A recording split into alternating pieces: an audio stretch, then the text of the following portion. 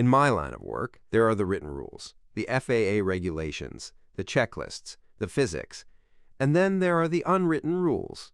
The rules of the 0.01%. Rule number 1 is that you don't question the logic. You don't ask why. You just fly the plane, even if it's for a $60,000 pair of ski boots. I'm telling you, he didn't ask me. He was a 20-year-old kid, and he told me to turn the $50 million jet around. And the $60,000 fuel bill for it? His father, PFFT. He didn't even blink. Now, to be clear, my job is 99% just normal.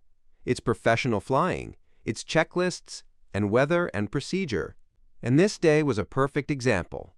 I'm in the left seat, that's the captain's chair, of this beautiful, heavy piece of machinery, a Gulfstream G550. This thing is a marvel of engineering, a flying penthouse suite that can cross the Atlantic without breaking a sweat. Our home base is Teterboro, that's T-E-B in pilot code. If you don't know it, Teterboro, New Jersey is basically the main parking garage for Manhattan's billionaires.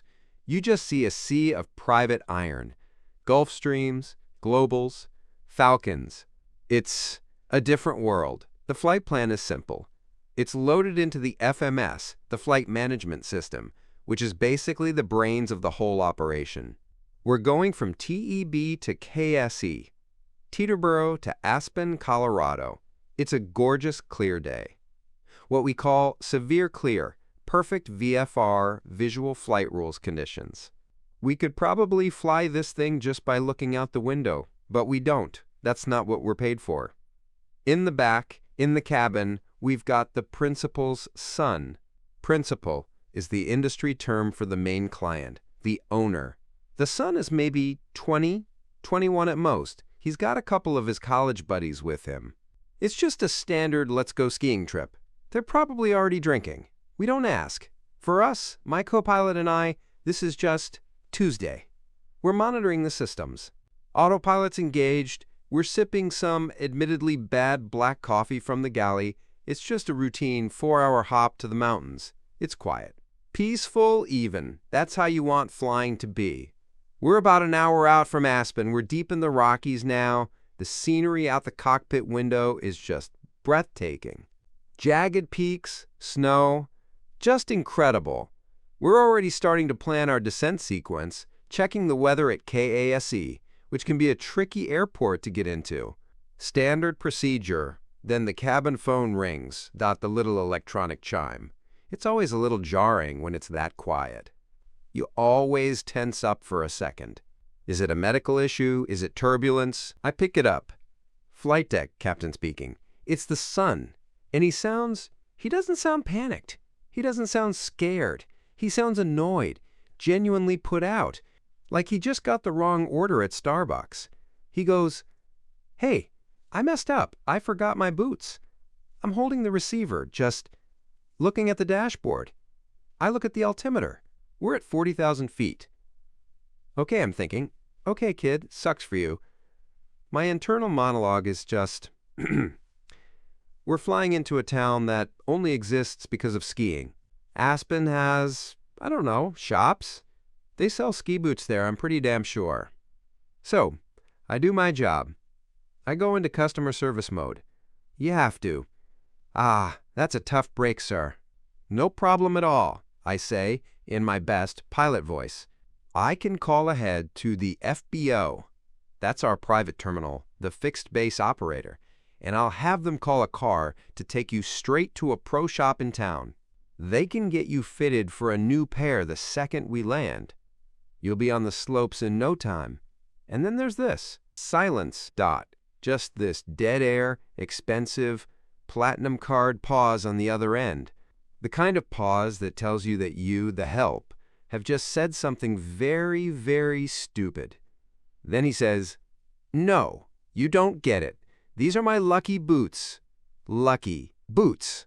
I'm flying a $50 million piece of technology stabilized by gyroscopes and guided by satellites, cruising at 80% the speed of sound. And we are having a serious conversation about lucky boots. Before I can even process that, before I can formulate another solution like, I don't know, renting. He just continues.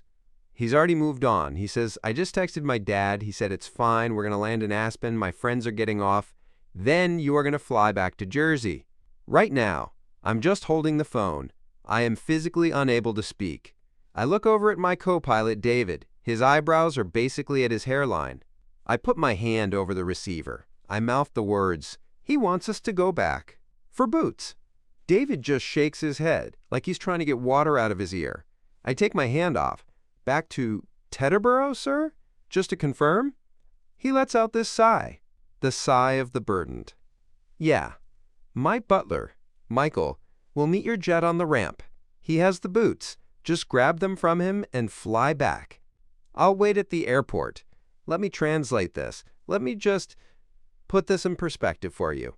He wanted me and my co-pilot to fly an empty Gulfstream G550 on an 8-hour round trip. That's 4 hours east, 4 hours west. The G550 burns, let's see, about 3,000 pounds of fuel an hour, roughly. Jet of fuel isn't cheap.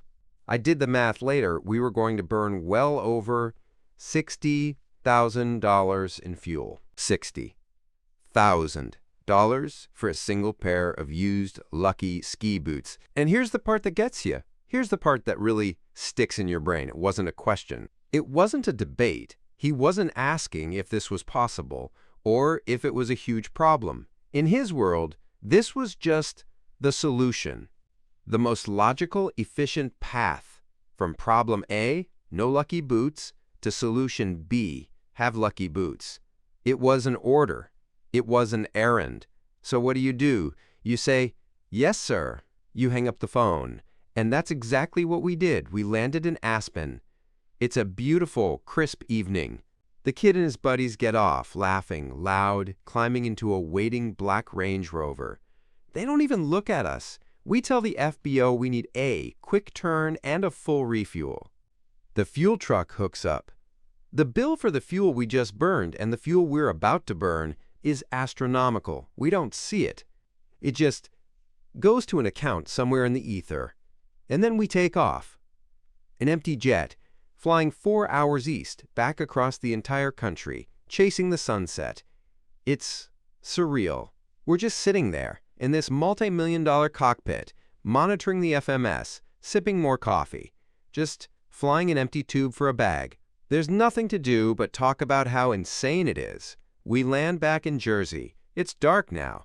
We taxi to the FBO ramp, and just like he said, there's a black Escalade waiting, lights on. The butler, Michael, gets out. He's in a full suit. He walks up to the jet door holding a single expensive-looking boot bag like it's a diplomatic pouch carrying state secrets. We didn't even shut down the engines.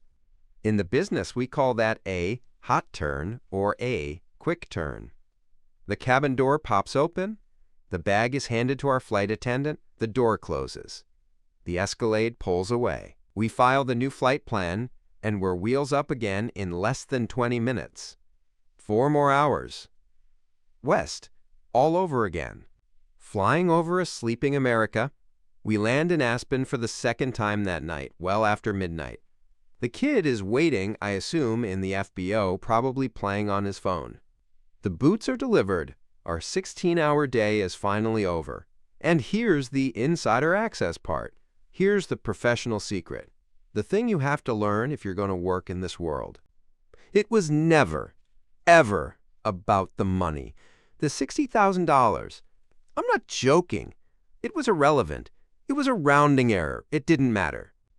It was the cost of convenience. Think about it. The inconvenience of breaking in new boots, or just, God forbid, using different ones for a day, was a bigger, more tangible problem to them than the cost of a brand new Mercedes-Benz. That's the disconnect.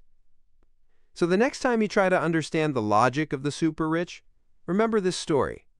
Remember the $60,000 boot run. They aren't just playing by different rules. They are playing a completely different game. A game where the cost of something has absolutely zero connection to its value. And my job is to just fly the plane. What's the one trade secret from your job that explains how your world really works? Let me know.